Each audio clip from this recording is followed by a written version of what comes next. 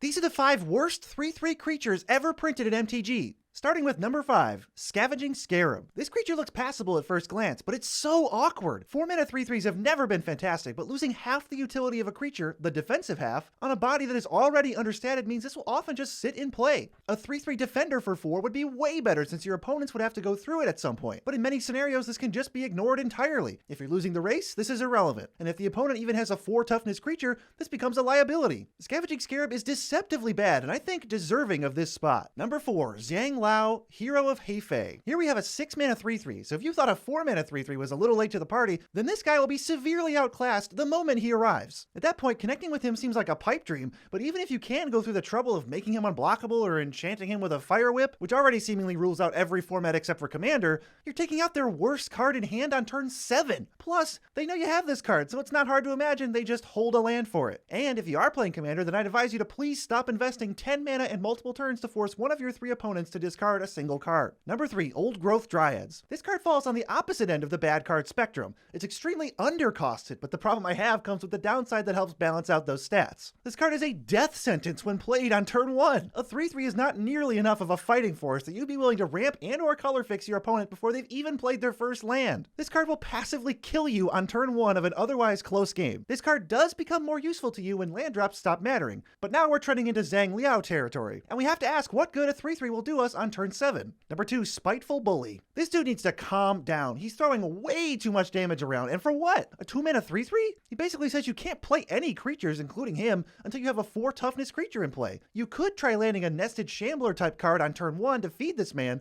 but you'd be working way too hard for a couple of extra damage when you could play basically any other 2-drop and be better off. And as we know, by the time you untap with a 4 toughness creature and cast the Bully, the utility of a 3/3 will have drastically decreased. Maybe I have this card ranked too highly, but he irks me. And number 1, Grofskither. We've got a 6-mana 3/3 that rewards you for sending him to his death by granting you a second 6-mana 3/3. But trying to imagine how that got into my graveyard in the first place is making me sick. What format are we doing this in? Draft? In Mirrodin?